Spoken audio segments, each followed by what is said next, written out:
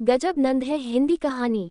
नमस्कार दोस्तों, आज के हमारे इस वीडियो में हम आपके लिए एक गजब नंद है कि एक बहुत सुंदर कहानी लेकर आए हैं।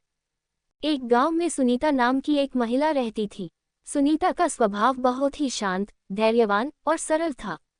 वह अपने सास ससुर, पति राकेश और नंद किरण के साथ रहती थी। किरण का स्वभाव सुनीता से बिल्कुल विपरीत था। वह बेहद तेज, तीखी और अक्सर दूसरों पर हावी होने की कोशिश करती थी। किरण का यही स्वभाव सुनीता के लिए कठिनाइयों का कारण बनता था।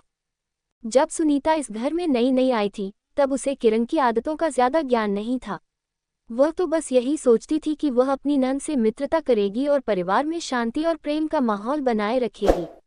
लेकिन किरण ने शुरुआत से ही सुनीता के साथ ऐसा व्यवहार करना शुरू कर दिया जो किसी भी तरह से उचित नहीं था। किरण ने सुनीता के हर काम में कमियां निकालनी शुरू कर दी। जब भी सुनीता कुछ पकाती, किरण उसमें कुछ न कुछ कमी निकालती। वह कभी कहती कि सब्जी में नमक कम है, तो कभी कहती कि चाय में चीनी ज्यादा है। सुनीता ने पहले तो सोचा कि शायद ये सब सामान्य है और वह इन बातों को नजरअंदाज करती रही। लेकिन समय के साथ किरण की आलोचनाएं और बढ़ने लगी। सुनीता के पति राकेश अपनी बहन किरण से बहुत प्यार करते थे। राकेश ने हमेशा ही किरण की बातों को मजाक या हल्के में लिया। जब भी सुनीता ने राकेश से किरण के बर्ताव की शिकायत की, राकेश ने उसे गंभीरता से नहीं लिया। वह हमेशा यही कहता, किरण दिल की बुरी नहीं है, बस उसका स्वभाव थोड़ा तेज है। तुम उसकी बातों का बुरा मत मानो। राकेश की इस बात से सुनीता चुप हो जाती, लेकिन उसका दिल अंदर ही अंदर टूटता जाता। किरण की यह आदत थी कि वह हर बात में सुनीता को नीचा दिखाने की कोशिश करती। जब भी घर में कोई मेहमान आता, किरण सुनीता के कामों की आलोचना करती और उसे सबके सामने शर्मिंदा करने की कोशिश करती। लेकिन सुनीता ने कभी भी इस बात का विरोध नहीं किया। उसने हमेशा धैर्य और सहनशीलता का परिचय दिया। एक दिन गांव में एक बड़ा उत्सव मनाया जा रहा था। पूरे गांव में खुशी का माहौल था और सुनीता भी इस उत्सव के लिए बहुत उत्साहित थी। उसने सोचा कि इस विशेष अवसर पर वह कुछ नए और स्वादिष्ट पकवान बनाएगी और परिवार के सभी सदस्यों को खुश करेगी। लेकिन किरण को ये बात बिल्कुल भी पसंद नहीं आई। उसने सुनीता की तैयारियों में बाधा डालने के लिए हर संभव कोशिश की। किरण ने जानबूझकर सुनीता के कामों में अड़चन डाली। जब सुनीता कुछ बनाती, तो किरण उसमें कोई न कोई कमी निकाल देती।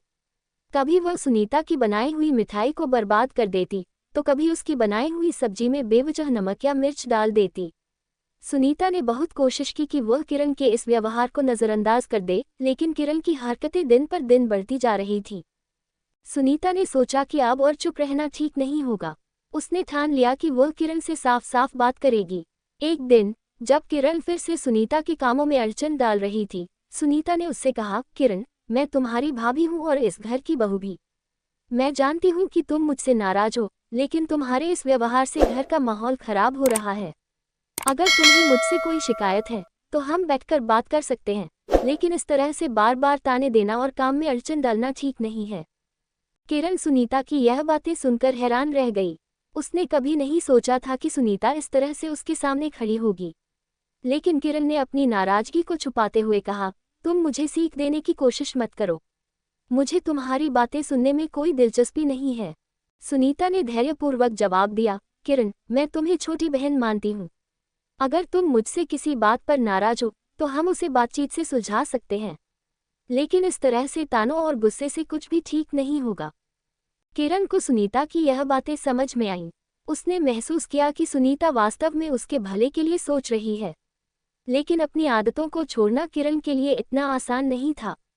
उसने सुनीता की बातें सुनी, लेकिन वह अपने पुराने व्यवहार से पूरी तरह से बाहर नहीं निकल पाई। समय बीतता गया और सुनीता ने भी किरण के इस व्यवहार का सामना शांतिपूर्ण तरीके से करना शुरू कर दिया।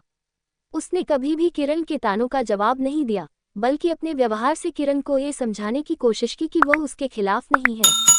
सुनीता ने हर बार किरण के गुस्से का सामना मुस्कान के साथ किया और धीरे धीरे किरण के दिल में सुनीता के लिए सम्मान बढ़ता गया।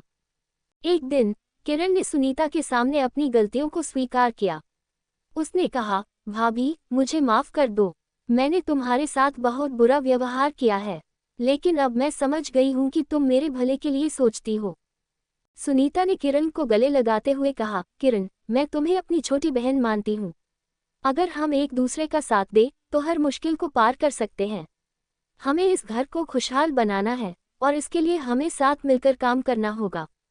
किरण ने सुनीता की बातों को गंभीरता से लिया और उसने अपने व्यवहार को बदलने का निर्णय लिया। उसने धीरे धीरे सुनीता के साथ मिलकर घर के कामों में मदद करना शुरू किया। वह अब सुनीता की आलोचना करने के बजाय उसकी तारीफ करती और हर संभव मदद करती। समय बीतने के साथ सुनीता और किरण के बीच का रिश्ता और मजबूत हो गया। दोनों एक दूसरे के सुख दुख में साथ खड़ी रहने लगी। परिवार के सभी सदस्य इस बदलाव को देखकर खुश थे। राकेश ने भी सुनीता के धैर्य और समझदारी की प्रशंसा की और उसे अपनी ताकत माना। किरण ने सुनीता के साथ मिलकर घर के हर छोटे बड़े काम में हाथ बटाना शुरू कर दिया। दोनों ने मिलकर त्योहारों और उत्सवों को खुशी से मनाया। सुनीता ने भी किरण को हर काम में साथ दिया और दोनों ने मिलकर घर को खुशहाल बनाने में अपना योगदान दिया। कहानी यही खत्म नहीं होती। सुनीता और किरण का ये रिश्ता समय के साथ और भी मजबूत होता गया। उन्होंने एक दूसरे के साथ बैठकर कई मुद्दों को सुलझाया और अपने रिश्ते में मिठास लाई। अब वे दोनों नंद भाभी नहीं, बल्कि सगी बहनों की तरह एक दूसरे का ख्याल रखती थीं। इस तरह सुनीता की सहनशीलता, धैर्य और प्यार ने किरण को बदल दिया।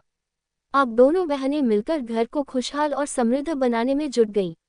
उन्होंने हर उत्सव और पर्व को मिलकर मनाया और परिवार में प्रेम और सद्भावना का माहौल बनाया। इस कहानी से यह सीख मिलती है कि किसी भी रिश्ते में समझदारी, धैर्य और प्यार से हर समस्या का समाधान किया जा सकता है।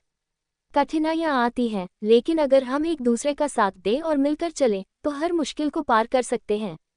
सुनीता और किरण की यह कहानी इस बात का जीता जागता उदाहरण है। तो दोस्तों, कैसी लगी आपको आज की हमारी यह कहानी? हमें कमेंट बॉक्स में आकर जरूर बताएगा और साथ ही साथ हमारे चैनल को सब्सक्राइब करना ना भूलें।